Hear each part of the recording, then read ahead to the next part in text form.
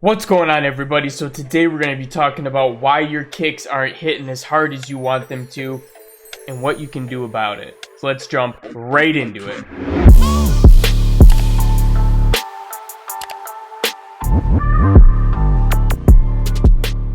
First thing, you're using some crap ass samples, man. So what you want to do is try out using different kicks all the time so you can tell which ones sound good and which ones don't. So for instance, these are all really good kicks here. But out of the couple of them, you can see like this one, that one, and that one are going to be the ones that can stick out like in really loud songs, and the other ones are more light. Definitely keep that in mind when you're picking out your sample. The next problem you might be having is you're using 6 voices. Turn that shit on one, and let's get on to the next part. Another problem I see often is using too many kicks. You want to space them out nicely, or at least group them in sections and have them playing so that when it does come in, it hits extra hard and it's not just always boop boop boop boop boop boop all over the frickin' place. So let's build out a quick MIDI.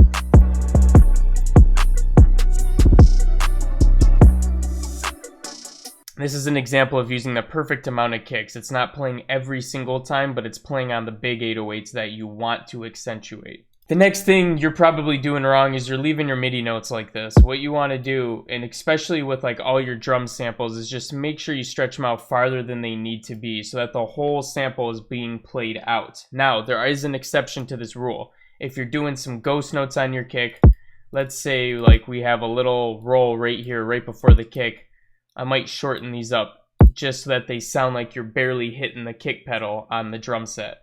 But for the most part, you're going to want your kick, the main parts of your kick here, you're going to want to make sure that the full sample is being played and it's not getting chopped off anywhere. So just make sure you're extending these. And another way you can get around this is if you turn this mode to one shot instead of classic. If you turn it to one shot, no matter how long you hold down the note, it's going to play the full thing no matter what. The next reason why your kick really sucks is because you're not using the right notes. You don't always have to put your kick on the C note. Sometimes the kicks need to be lower. So let's listen to this one, for example.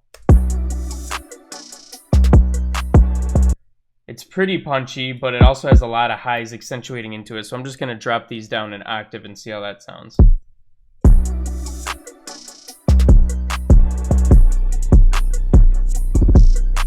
You see what that did? That just made the kick thump way louder and sound 10 times better just by doing that.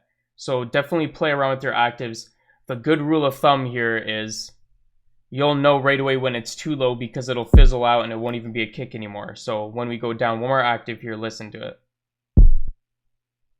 Okay, that's not a kick. That's still a kick. Not a kick. Good kick. So you want to go one octave above the one that shits out. And feel free to play along with these notes as well. Maybe you like it on a B or an A or an A sharp, anything.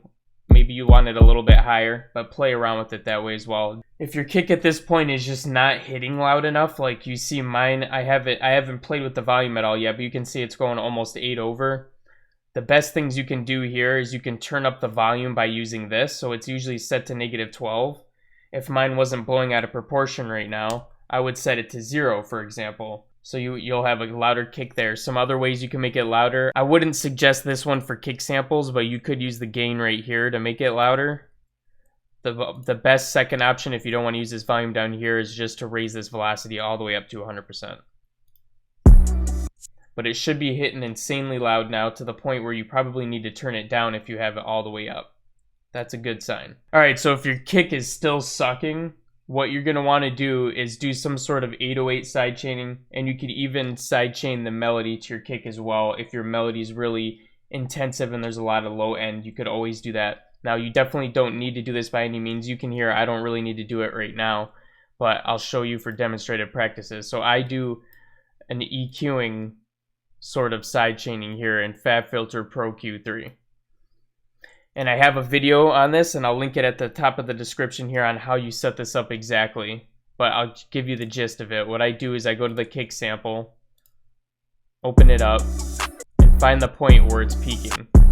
So it looks like it's peaking right around this area right here, which is 51 hertz. So I'm going to go over to the 808 now.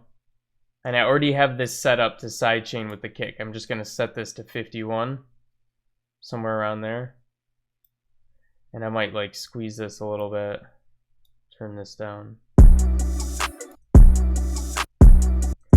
So the nice thing about this is it's super clean. It's just getting rid of the lows from the EQ when the kick hits. It's not actually compressing it. It's not doing anything funky. So this is a really good way. So go check out that video after this one. All right, if your kick's not sounding like mine yet, there's only a couple other things that could be going wrong. First, I put a clipper on my master. I use the classic clipper by T-Rex. Ableton also has a soft clipper on the glue compressor and the saturator, and maybe a couple other ones as well that you can turn on as a setting. But I like to use this one. It's a mastering clipper. And I just leave all the settings normal on there. And I put that on my pre-master so that the kick can go over the decibels and it's not going to destroy the whole track, and it's not actually going to peak on my master channel. And the only other reason is that you haven't leveled it properly. So let's go ahead and make sure we're leveling this right now.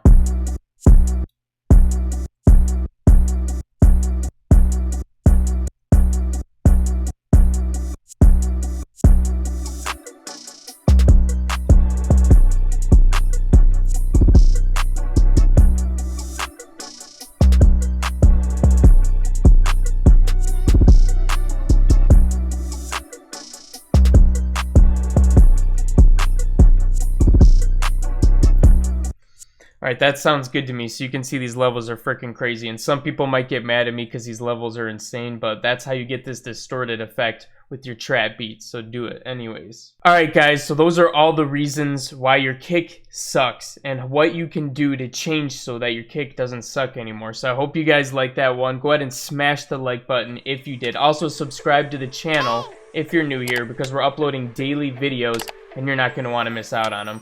But besides that, I'll be catching you guys again in the next one. Peace out.